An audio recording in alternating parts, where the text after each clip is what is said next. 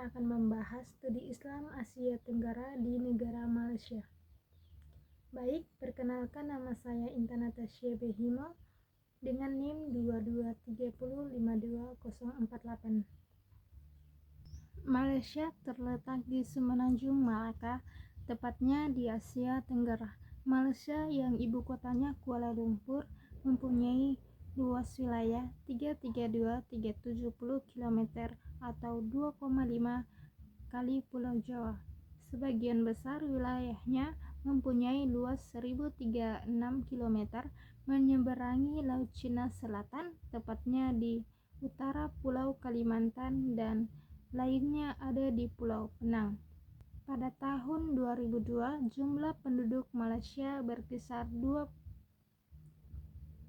22.229.040 jiwa. Bahasa resminya adalah bahasa Melayu. Sedangkan agama mayoritas Islam di sana 53% sampai 60%, Buddha 17%, Konghucu Tao Chinese 11%, Kristen 86%, dan Hindu 7%. Malaysia terdiri dari dua bagian, yaitu Malaysia Barat dan Malaysia Timur. Malaysia Barat merupakan sebuah semenanjung yang terpanjang di dunia. Di bagian tengahnya membujur pegunungan dari utara ke selatan. Pegunungan tersebut terdiri dari beberapa rangkaian sejajar. Daratan rendah utama adalah dataran rendah di Kedah Utara, daratan rendah di Selangor di barat, daratan rendah di Johor di selatan, daratan rendah Kelantan dan Pahang di pantai timur. Daratan rendah di pantai timur makin ke selatan makin melebar. Negara ini dipisahkan ke dalam dua kawasan, yaitu Laut Cina Selatan. Malaysia berbatasan dengan Thailand, Indonesia, Singapura, Brunei, dan Filipina. Malaysia terletak di dekat Khatulistiwa dan beriklim tropika. Sebutan kepala negara Malaysia adalah Yang di-Pertuan Agong dan pemerintahannya dikepalai oleh seorang Perdana Menteri. Model pemerintahan Malaysia mirip dengan pemerintahan sistem parlementer Westminster. Suku Melayu menjadi suku terbesar dari populasi penduduk Malaysia. Terdapat pula komunitas Tionghoa Malaysia dan India Malaysia yang cukup besar. Bahasa Melayu dan agama Islam yang menjadi bahasa dan agama resmi negara. Mayoritas penduduk muslimnya menganut Sunni dan bermazhab Syafi'i. Proses masuknya Islam di Malaysia. Sejarah masuknya Islam ini tidak terlepas dari peran kerajaan-kerajaan Melayu jauh sebelum datangnya Inggris di kawasan tersebut.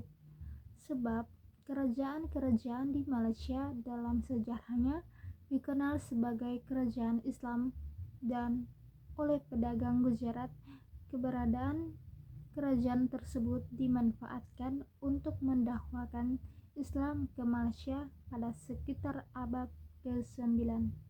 Dari sini dapat dipahami bahwa Islam sampai ke Malaysia lebih belakang ketimbang sampainya Islam di Indonesia yang sudah terlebih dahulu pada abad ke-7.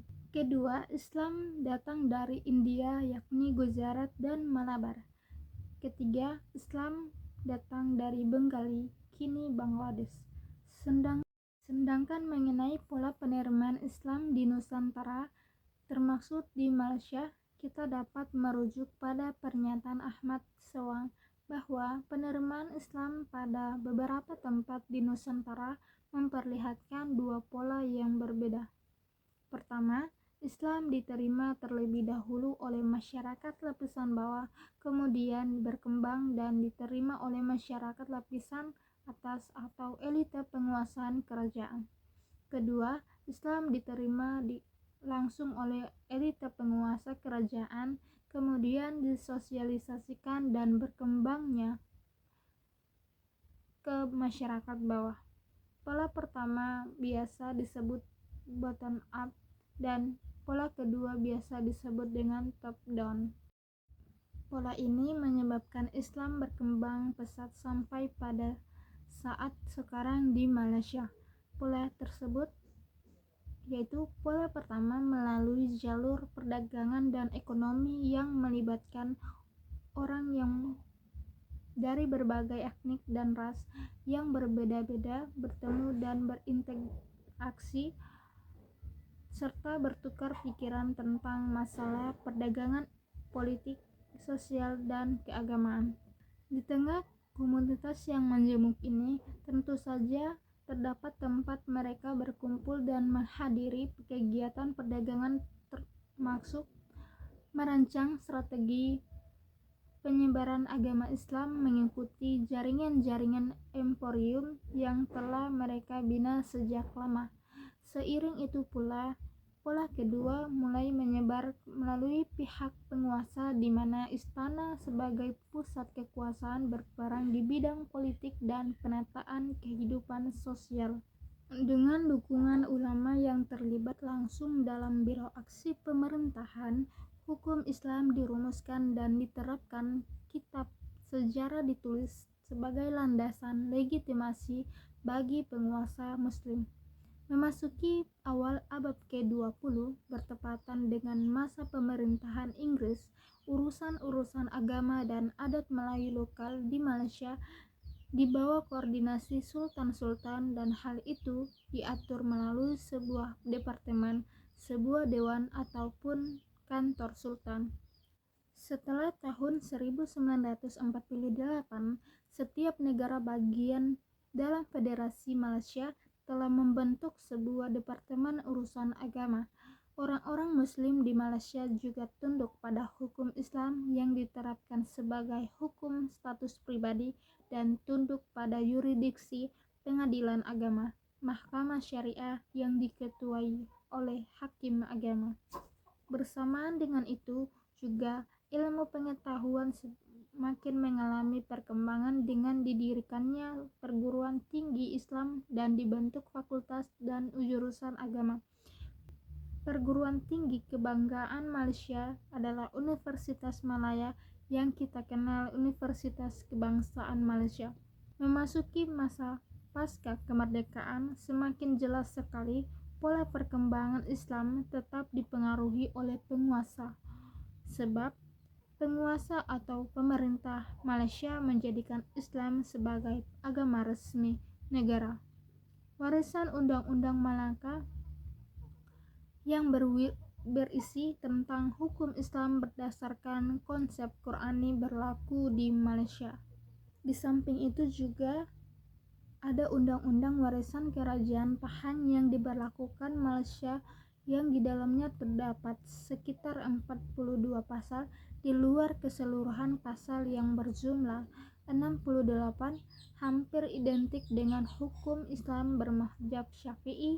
Pelaksanaan undang-undang yang berdasarkan Al-Quran dan realisasi hukum Islam yang sejalan dengan paham mazhab Syafi'i di Malaysia sekaligus mengindikasikan bahwa Islam di negara tersebut sudah mengalami perkembangan yang signifikan.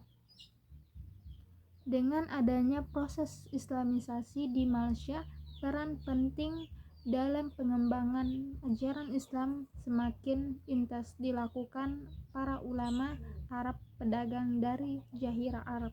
Pada tahun 1980, Islam di Malaysia mengalami perkembangan dan kebangkitan yang ditandai dengan semaraknya kegiatan dakwah dari Islam oleh kaum intelektual dan menyelenggarakan kegiatan keagamaan internasional berupa musabaqah tilawatil Quran yang selalu diikuti oleh qari dan qari. Selain itu, perkembangan Islam di Malaysia semakin terlihat dengan banyaknya masjid yang dibangun, juga terlihat dalam penyelenggaraan jamaah haji yang begitu baik, sehingga dapat dikatakan bahwa perkembangan Islam di Malaysia tidak banyak mengalami hambatan. Bahkan ditegaskan dalam konstitusi negaranya bahwa Islam merupakan agama resmi negara. Di Kelantan, hukum hudud pidana Islam telah diberlakukan sejak 1992. Meski demikian, Malaysia yang menganut agama resmi Islam tetap menjamin agama-agama lain, dan oleh pemerintah yang diupayakan tercipta kondisi ketentraman, kedamaian bagi masyarakat walaupun pemegang jabatan adalah pemimpin-pemimpin muslim. Tidak berarti Islam dapat dipisahkan oleh semua pihak. Baik, dari pembahasan itu semoga bermanfaat. Lebih dari kurangnya saya mohon maaf. Wabillahi taufiq wal hidayah. Wassalamualaikum warahmatullahi wabarakatuh.